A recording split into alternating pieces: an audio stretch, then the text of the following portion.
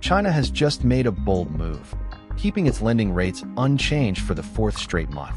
But why would the world's second-largest economy pause, even as the U.S. Federal Reserve cuts rates and global markets shift?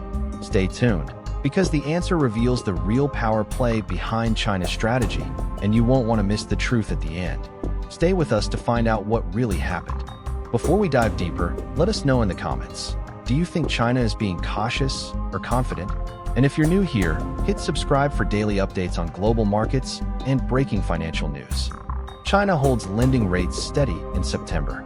Shanghai, September 22nd. China has decided to keep its benchmark lending rates unchanged for the fourth consecutive month, matching market expectations.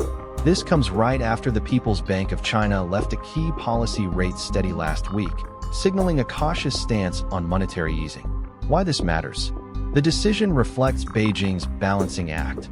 On one hand, the economy faces slowing growth, weak factory output, and sluggish retail sales.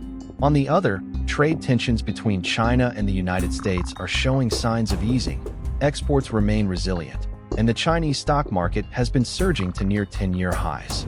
By the numbers, the one-year loan prime rate, LPR, was held at 3%. The 5-year LPR, a key benchmark for mortgages, stayed at 3.5%. A Reuters survey of 20 market participants had unanimously predicted no changes, despite the recent wave of weaker-than-expected economic data. Context: China's central bank recently decided not to adjust the 7-day reverse repo rate, which now functions as the main policy rate. However, August data painted a troubling picture.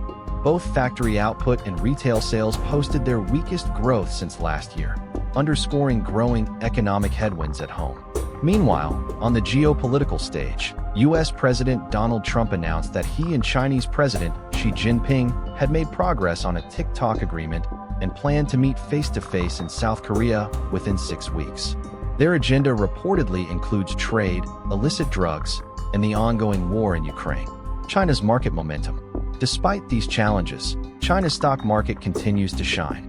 The Shanghai Composite Index is hovering close to decade highs, reflecting strong investor confidence amid signs of policy stability. Barclays. The highly anticipated stimulus may disappoint if the tariff truce holds. On monetary policy, we expect the PBOC to deliver a 10 basis point cut in the policy rate and LPR, along with a 50 basis point cut in the reserve requirement ratio, RRR, in Q4.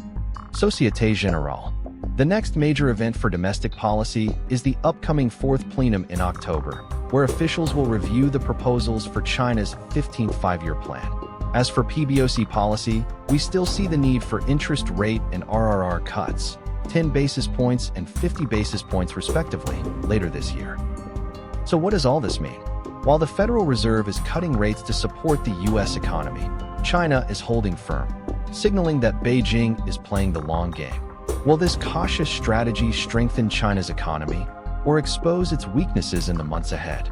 Drop your thoughts in the comments below. We want to hear what you think. And don't forget to hit that subscribe button so you never miss a story that could reshape the global economy. Did you know that over 95% of our viewers aren't subscribed to the channel? We totally get it, life gets busy, and sometimes it's easy to forget. But here's the thing. Subscribing is completely free, and it really helps us keep creating the content you enjoy. So why not hit that subscribe button and join our community? It only takes a second, but it makes a world of difference to us. Thank you for your support.